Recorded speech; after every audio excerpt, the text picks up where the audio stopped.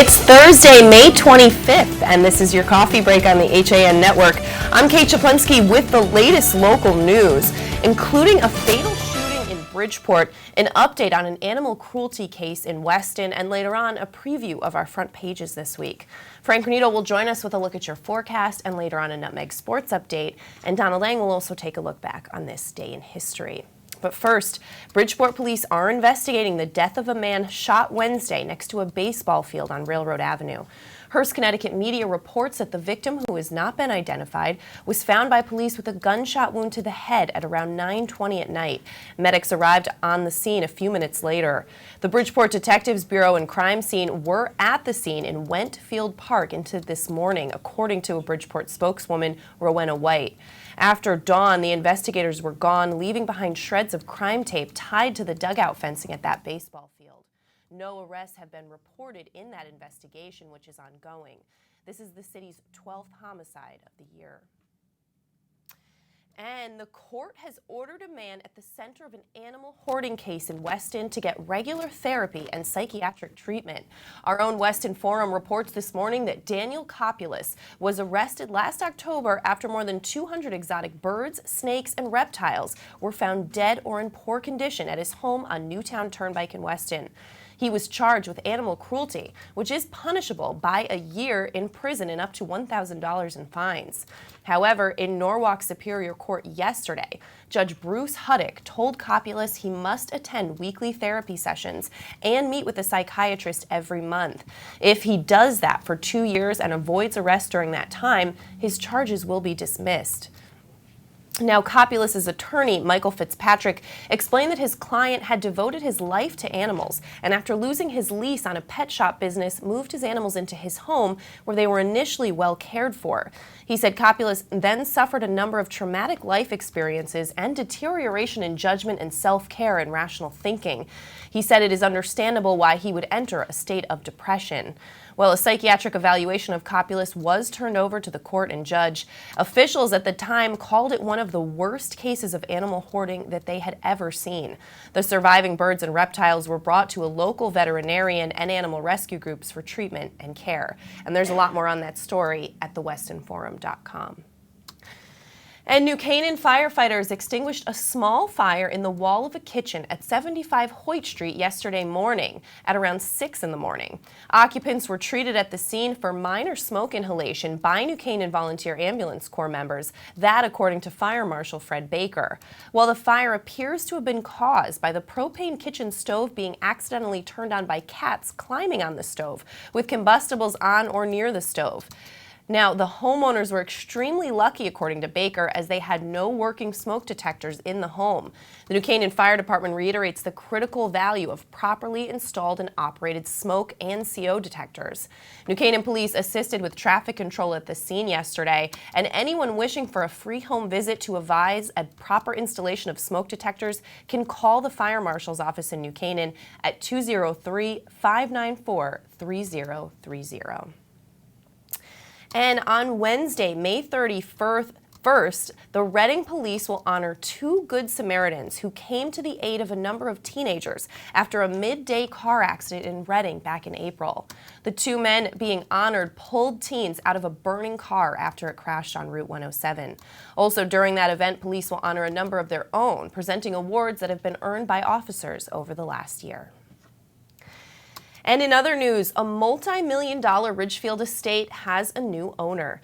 The Sunset Hall property, previously listed for $5.75 million and scheduled for a luxury auction on May 19th, was sold before any bidding took place. The 7-acre estate, which served as home to the United Nations in 1946 and was also once owned by the brother of Harry Houdini, was offered without reserve, meaning the auction's highest bidder would become the new homeowner. The buyer's name was not revealed by the Miami-based auctioneer firm Platinum Luxury Auction. David Enriquez, the firm's vice president of operations, did tell the Ridgefield Press that the buyer would be using Sunset Hall as his or her primary residence. He said that although it's not unusual for a home to be sold pre-auction, it happens only when the buyer falls in love with the property. That sale will be officially closed on July 10th, at which date the final price and the buyer will be made public. And the first major mixed-use development on Vitti Street in New Canaan, under the town's new master plan for that area, will bring 2 buildings to the site across the street from a car wash entrance, a residential building with 8 luxury flat apartments, and a commercial building where expected tenants would be in the medical field, perhaps a group of NDs, a dermatologist, or physical therapist. Now, these buildings, complete with a courtyard, water feature, a streetscape with lamps that match downtown, as well as a brick and granite walkway, are replacing buildings that were perhaps the worst eyesore in New Canaan's a former dry cleaner and a former auto parts store, both in disrepair. But you can get more on that story at ncadvertiser.com. And Ridgefield's new fire chief will be Jerry Myers. Myers, a 36-year veteran of the department, was chosen for promotion from acting chief to chief of the Ridgefield Fire Department by a unanimous vote of the Town Fire Commission, made up of members of the Board of Selectmen. Now, this all happened on Wednesday, and Myers said he was pretty excited and a little relieved. Under the town charter, he won't actually become chief until the board meets again as the Selectmen and votes to accept the Fire Commission's recommendation and appoint him as chief. You can get a lot more on that story at theridgefieldpress.com. Let's throw it over to Frank Granito now for a look at the forecast. Frank. Thank you, Kate. And it is cold, windy, and lots of rain heading our way. We're looking at showers throughout the day with an expected high of only 60 degrees. Breezier compared to the first half of the week with gusts between 20 to 25 miles per hour. And we could see some heavier rainfall heading our way as the day progresses. We could see scattered thunderstorms overnight as well. Temperatures falling down into the low 50s, and showers are going to continue on into Friday morning. 1 or 2 more showers Friday morning before clouds start to dissipate around the county and temperatures climb back towards the 70s. Intervals of sun and clouds are expected through the early afternoon before tomorrow night's baseball championship, which should have clear skies and comfortable temperatures in the mid to high 60s for our first pitch at 7 p.m.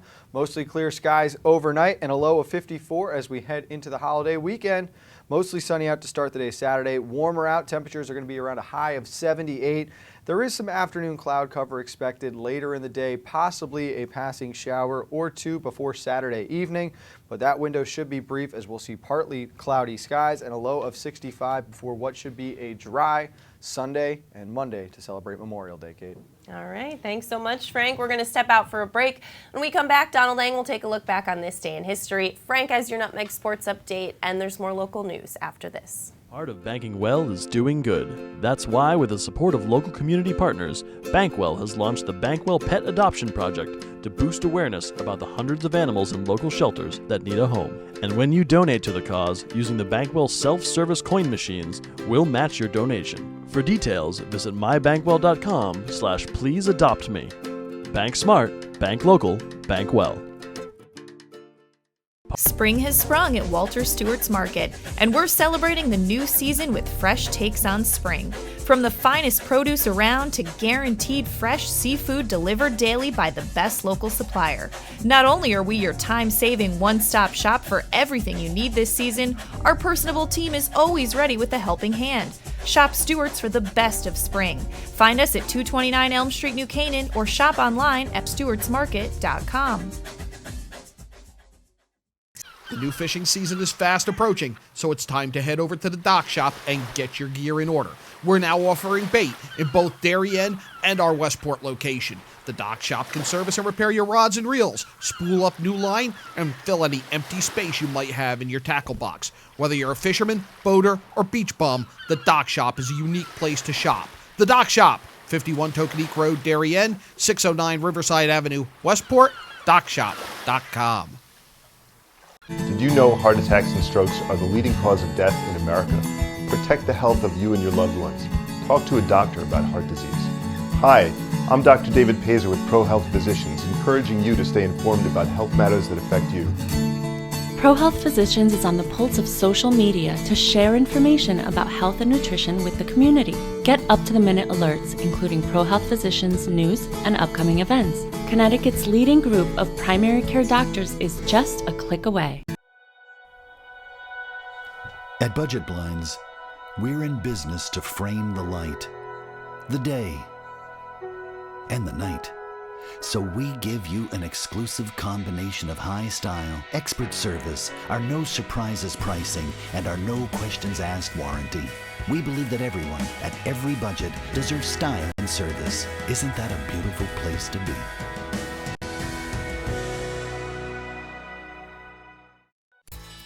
I can't believe it. Well, Dad, you did it. You sold 160 cars. Ready to go back upstairs now? I think it's time. I wonder how the boys are making out in their new office. Not what I had in mind, Kyle. What, Dad? Maybe we should retire. Right now, lease a 2017 Rogue S for only $139 a month. Isn't it time you got Millerized? If you're watching this broadcast, you're not alone. The HAN network is available for 200,000 Connecticut cable customers on the Frontier network, and we've also reached more than 2 million viewers on our free live streaming sports, news, and entertainment broadcasts.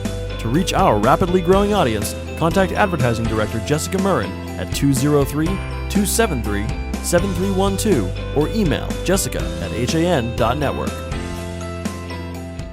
Welcome back to this May 25th edition of your Coffee Break on the HAN Network. I'm Kate Czaplinski. Let's take a look back on this date in history with our own Donald Eng. Don. Well, Kate, you know, the song goes, if you believe, and one man did, and he was an important man, by the way. But we're going to start in 1738. A treaty ends the war between Pennsylvania and Maryland. That was called Cresap's War between the two colonies over a boundary dispute. They then exchanged prisoners and all that. King George II, by the way, personally intervened to stop the bloodshed between the two colonies. Now, although the treaty technically ended the war, the border dispute persisted until 1767, when both sides agreed to abide by the border line surveyed by Charles Mason and Jeremiah Dixon. The Mason-Dixon line still forms the boundaries between those two states. 1787, the U.S. Constitutional Convention formally convenes in Philadelphia with a quorum of 7 states. Although it convened to revise the Articles of Confederation from the outset, the delegates intended to create a whole new government, which technically would have been considered treason, but never mind. The first vote of the convention was to elect George Washington to preside over the debates. Now we go to 1977, 40 years ago today. The original Star Wars film releases in theaters. You see the line there. People actually slept out for tickets. Now called A New Hope, since there have been 7 more films in the series, including 3 sequels, 3 prequels, and an anthology film. More movies coming. The Star Wars franchise is estimated to be worth $42 billion, making it the second most valuable media franchise in history. Any guesses on the first most valuable? Anyone? Anyone? It's Pokemon. I'm not kidding. It is Pokemon. Finally, now we go to 1961 for this. I believe we possess all the resources and talents necessary, but the facts of the matter are that we have never made the national decisions or marshaled the national resources required for such leadership. We have never specified long-range goals on an urgent time schedule or managed our resources and our time so as to ensure their fulfillment. I therefore ask the Congress, above and beyond the increases I have earlier requested for space activities, to provide the funds which are needed to meet the following national goals. First, I believe that this nation should commit itself to achieving the goal, before this decade is out, of landing a man on the moon and returning him safely to the Earth. Yes, that was President John F. Kennedy announcing to a special joint session of Congress his goal to put a man on the moon before the end of the decade. Keep in mind, this speech was only 20 days after Alan Shepard had made the first controlled space flight by an American. So a very ambitious goal, to be sure. That is your look back in history for today, May 25th, and I'm Donald Eng. All right, thanks so much, Don. Well, in other local news, a railroad track switch near the New Canaan train station was improperly aligned when a Metro North train operated through it and derailed back on April 27th. That, according to a statement from the Metropolitan Transportation Authority on May 23rd. Now, the statement did not say why the switch was in the wrong position. There were no injuries in that incident, and Metro North says they're making changes soon to fix it. You can get more on ncadvertiser.com.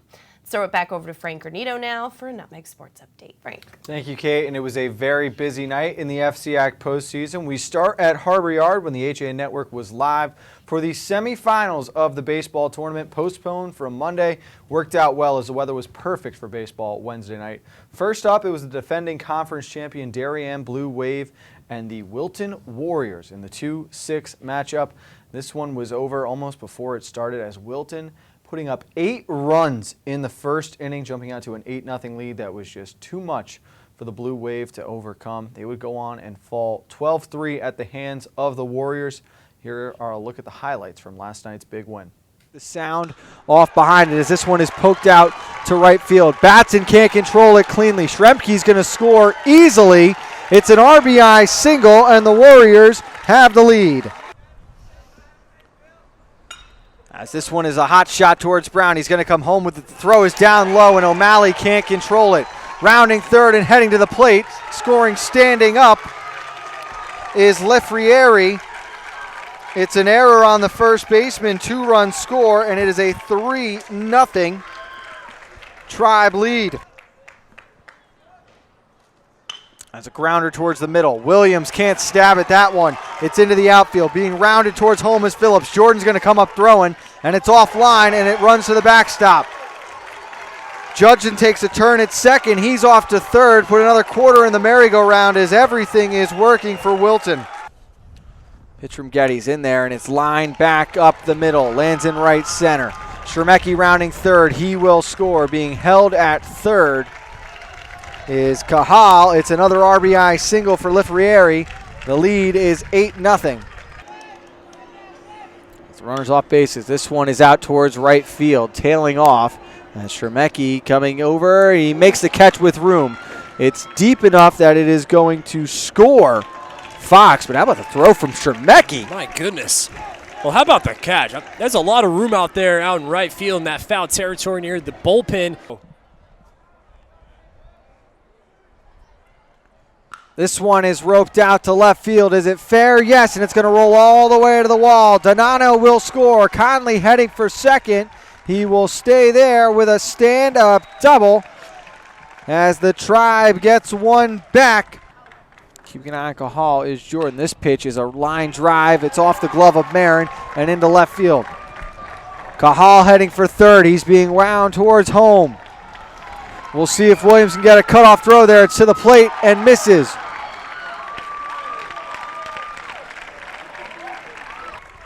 To send the Warriors to the FCAC championship. The pitch in there, strike 3, and Wilton will play for the title on Friday night. They knock off the defending champions by a final of 12-3. So Wilton a winner in the first game of the afternoon. It would be Ridgefield number 4 and Trumbull number 8 in the second game. This one much closer as it was a pitcher's duel between Alex Price and Ben Farrow through this one. Ridgefield would tack on a couple of runs late in the game. They go on and win 3-2, setting up a big rivalry night now Friday night. Here are the highlights from the Tigers' win in the semifinals. For the shortstop, as he hits one out towards center field. Thrasher coming in, going out to make the play was Motil. He couldn't get there. The first run will cross the plate. As it is an RBI single. 1-2 to Sosai. Lined out to left field. Diving to his left to make the play is Macchia. What a catch out in left field. Saves the Ridgefield Tigers, and now it's still only 1-0. What a catch. The Eagles get one across the board, but Macchia keeps it from being much more. Pitch to Columbia. Roped out to the left center gap. That ball's going to get down. We are tied at 1. Hanna heading towards third. They look over to second. Do they get it in time? No, safe. It's an RBI double. Runners on second and third, and Farrow now in a bit of trouble. I'll tell you, 3-1, the squeeze is probably off. Tell you what, at 3-1, the squeeze is probably on. as they get the out at first with Thrasher. The squeeze works, though. Great call. Not the tallest goaltender right now. As this one skips by, Brugman heading in to score from third is low, and now it is a 3-1 lead in the bottom of the fifth. For baseball, say if Friday does not work out. As Sosai turns on one to left center field. Over is Thrasher to make the catch. How about the running catch by Thrasher? Ruchalski scores. Sosai can't believe it. He's standing on second thinking he's got himself an easy double. That ball just got stuck up in the wind. Another ball down in the dirt, heading for third. The throw is on the money.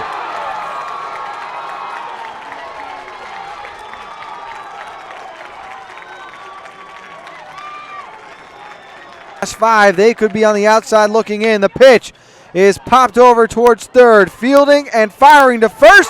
The Tigers are heading back to Harbor Yard Friday night. We've got a Wilton Richfield FCAC championship. So it'll be a rematch of the 2017 boys basketball FCAC championship with Wilton and Ridgefield now playing Friday night, 7 o'clock at the ballpark at Harbor Yard. We did have a championship game last night on the HAN Network as well. It was the girls lacrosse championship. John Kovach and Tim Murphy were at Norwalk High when number 1 Darien hosted number 6 Ridgefield. The Tigers playing in their first ever conference championship game, and they got a good taste of what Darien has become so used to now. A 6th consecutive FCAC title, 17-7 the Blue Wave roll. Here are the highlights from Darien's championship win. Tries to run in. Now Colonel again out at the point. Tries to go to the inside, and there's the goal! There it is. Just tucked inside the post. Ridgefield strikes early. A real test for Lexi Held. And it's in, tied up. Number 12, Lauren Jennings with the goal. Stop ahead, coming through on the cut and bouncing it in for the goal. Emma Lesko, the senior captain. And for the first time, somebody has a 2-goal lead. It's the Darien Blue Wave. Hage. This time it works. Hage feeds Tobin. Tobin just kind of places it in the net. Ridgefield has stopped the Darien run at 3. Work in the middle and scoring on a low shot. That's Nicole Humphrey. And for the last shot. You need more than that. Colonel is dispossessed, scoops it up, and finds the net. And it's a 2-goal game with 31 seconds to go. Yeah. Now here you're going to hold for 1, Tim. Or not. And there's the goal. Darien might go for a couple. Ashley Humphrey still trying to pull a Darien defense out, create some space. And there's a yellow. And there's the goal. Slaminko with the goal for Ridgefield. They're going to bunch the whole Ridgefield defense up, and then they're just going to play 2-on-2, and one personal cut, and there's the secondary cut, and there's a goal, another quick goal by Darien. If I'm Ridgefield, I'm calling a timeout now because they need to regroup defensively out of the draws. At that time, they went to the high. Another cut. Nicole Another Humphrey. feed from behind. Nicole Humphrey on that. Now they're 5 seconds. 4, 3, 2, and for the 6th time in 6 years, the Darien Blue Wave can say they rule FCAC girls lacrosse. The final score 17-7. Darien knocks off Ridgefield, and it was a game Ridgefield team for the first half. So congratulations to the Darien girls lacrosse team. A special congratulations to the Darien softball team as well. They took home the FCAC championship. Staples won the boys tennis FCAC championship, and Danbury winning the girls outdoor track and field championship.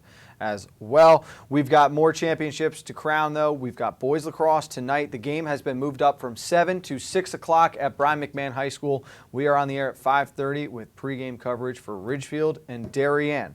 That's going to do it for this Nutmeg Sports Update. Let's go back over to Kate. All right, thanks so much, Frank. Well, in other local news, in Darien, the friends and family of Michael Taylor, who lost a fight with addiction last year, sought to hold an event that would both honor the memory of Michael and raise money and awareness to help others struggling with addiction. From there, the idea grew into a kickoff event, partnering with Shatterproof, a national organization dedicated to fighting the stigma surrounding addiction, only grew the event even further. Well, over the weekend, a crowd of over 1,000 people descended on Weed Beach in memory of Michael, and by the time all was said and done, over $220,000 was raised.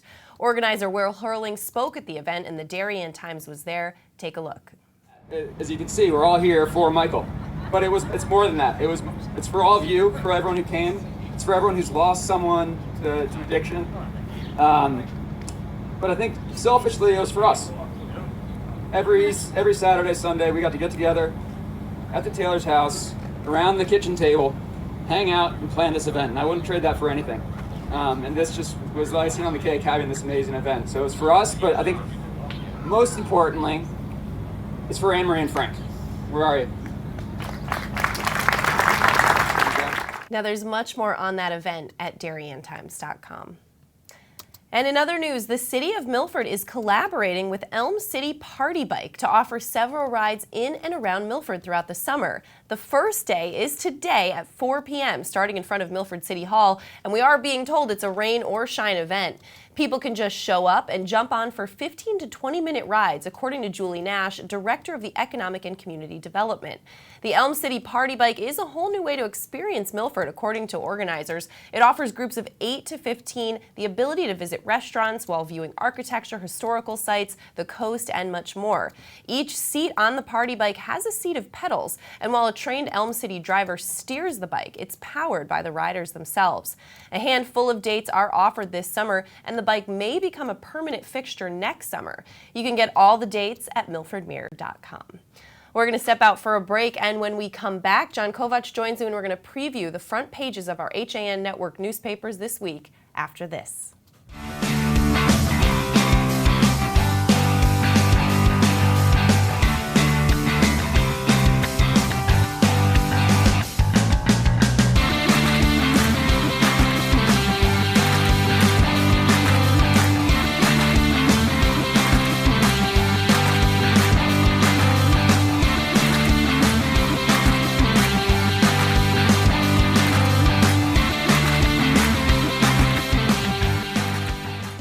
At InSports Trumbull, the game is always on inside. Sign-ups are now open for one of our most popular programs, the New England 80 Elite Lacrosse Division I and Division III Showcases. With D1 and D3 coaches in attendance, players will receive a 60-minute webinar with Director of Recruiting Hans Hansen, a custom NE80 penny, custom shorts, and a video of all games. Last year's event sold out quickly, so sign up now for the next showcase coming in January 2018. Like and follow us on Facebook. When it comes to considering the outside of your home, just imagine the possibilities. Whether your dream is a stunning freeform pool or a tranquil, secluded garden, the team of professionals at Stonebridge Associates will make it a reality. We offer unparalleled landscape design and construction, masonry development, pools, spas, and water features, as well as landscape and garden maintenance. No other firm can offer the same level of creativity, quality, and personal attention. Discover the possibilities at stonebridgeassociates.net or call 203-544-8376 today.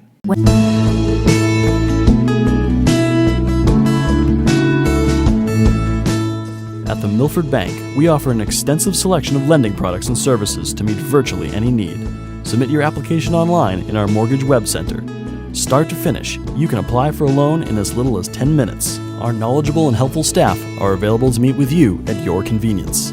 To learn more about what we can do for you, stop by one of our Milford Bank offices or visit us at milfordbank.com. The Milford Bank, always there. Member FDIC, Equal Housing Lender. On time, done right, safe and reliable. MrHandymanCT.com. Let our satisfied customers tell it. I have called Mr. Handyman for every reason, every occasion, every broken item, every leak. They have bailed me out on many occasions, and I would recommend them to anyone. For any project, large or small. MrHandymanCD.com.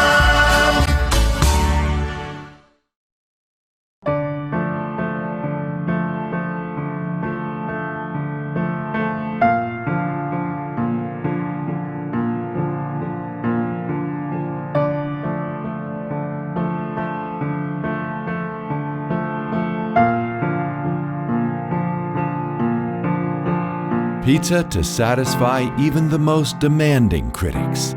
Tuesday Pazza Pizza. Welcome back to this Thursday edition of your Coffee Break on the HAN Network. I'm joined right now by our editorial director, John Kovach, to preview our newspapers this week. John, what are you looking at? I'm looking at the 50th anniversary of Waveney Park and the New Canaan Advertiser. Just a beautiful property there. You can read all about the history of that. An update on the arrest of a father and son in New Canaan, that's stemming from a party from which a youth was sent to the hospital. A black bear paying a visit, that becoming more and more frequent.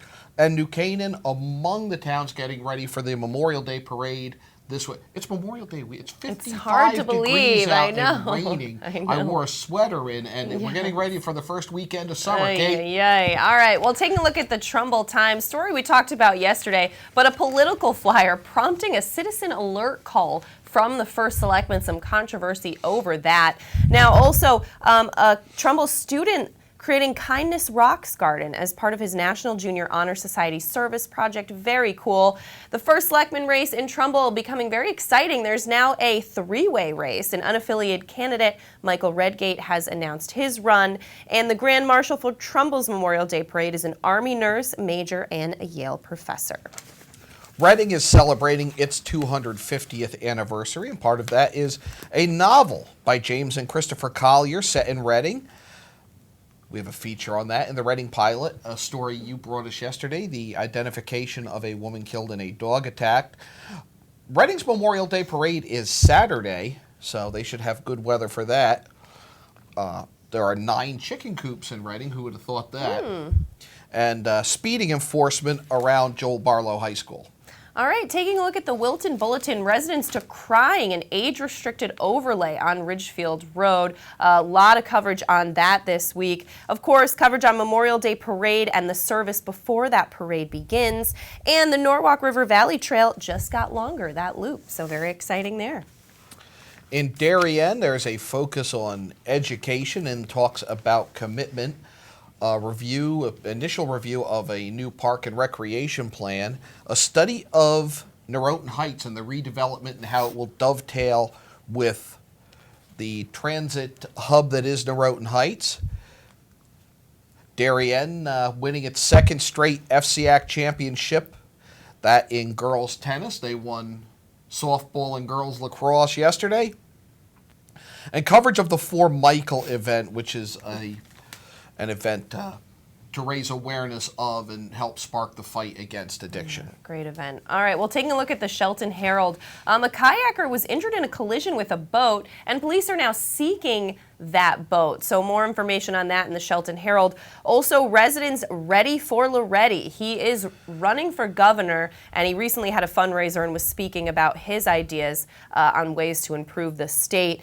We also have P&Z to discuss disposal of large rubber waste piles. Interesting there. And the Gales falling to the Cheshire High Rams in the SEC quarterfinals in lacrosse. In Easton, they're getting ready for a state siting council hearing on a proposed telecommunications tower on Morehouse Road. Easton will hold its Memorial Day events on Monday, May 29th. There's information there. Prom season and a great shot of a young couple and the 56 Ford Thunderbird that they used to get to the prom. Great car there. Unspent budget money is moved in Easton. A new policy on whether or not police officers are required at road jobs and the rededication of the sanctuary at the Congregational Church. All right, taking a look at the Monroe Courier. Some concerns for any swimmers at Lake Zor. There is an algae there that could cause some very serious health problems, even been linked to causing ALS exposure to it. So more on that in the Monroe Courier. Inspiring Woman shares a story of hope. And we also had the Walk for Hope, an event working to reduce addiction stigma. And of course, getting ready for the Memorial Day Parade. You wouldn't know it looking outside, Kate, but we're coming up on the first weekend of summer. In Milford, they will have the Memorial Day Parade on Sunday, and beach days are back in that picture at top of the Milford Mere. An in-depth look at a project, a major redevelopment on the Boston Post Road, and Mayor Ben Blake announcing that he will seek a 4th term as mayor of Milford. All right, well, taking a look at the Ridgefield Press, a lot of coverage on this weekend's Memorial Day events. 2 vets will lead the parade, and of course, those will be honored for their military service. And there's some really great in-depth stories on those grand marshals, so check that out. And Officer of the Year is Sean Murray. He is the canine officer. He's pictured there with Loki, so very cool story there. In Stratford, a split town council passed a budget. We believe a veto on that is coming down possibly as early as today. The challenge to renovations to Stratford High School will move on to appellate court. Stratford getting ready for Memorial Day. Laura Hoydick, a state representative and director of the Stratford Chamber of Commerce, announces she will run for mayor, and the Main Street Festival is coming up.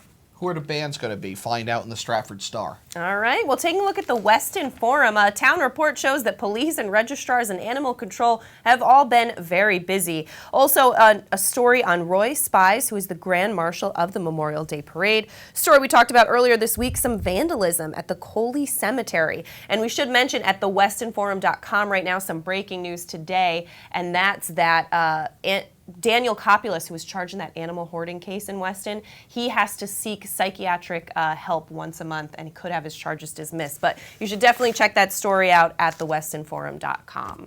In our arts and leisure, we have a story on a food column on Eating Well by The Conscious Cook, and a look at the Great War as museums and libraries commemorate the 100th anniversary of the entry of the United States into World War I. And our Wilton and Darien papers both have their annual Memorial Day special sections. Cool. Salutes to service, and yes. We join them in that. And this the day that we pay homage to those who went and did not come home.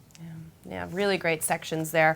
All right, well, John, we're going to wrap things up here in Coffee Break, but it's a very busy day. Yankee Fisherman coming up at 1 o'clock. What's on? We are going to look at ways to help those veterans who did come home through fishing, and we're going to get everybody ready for an inaugural tournament. It's designed to spotlight the Norwalk River. We're going to hear a lot more about that at 1 o'clock. All right, and Nutmeg Sports coming up at 2 o'clock, and then the Boys Lacrosse Championship, our coverage starting at 5:30. The game starts at 6. So very excited there. That is a change due to the weather. It's an earlier start. So 6 o'clock instead of 7 for tonight's lacrosse action here on the HAN Network. And your coffee break will be coming at you at 1 o'clock tomorrow at Harbor Yard. So we're excited about that as we prepare for the FCIAC Baseball Championship game later that night. So definitely check us out. And so we will see you tomorrow. Have a great day. Stay dry.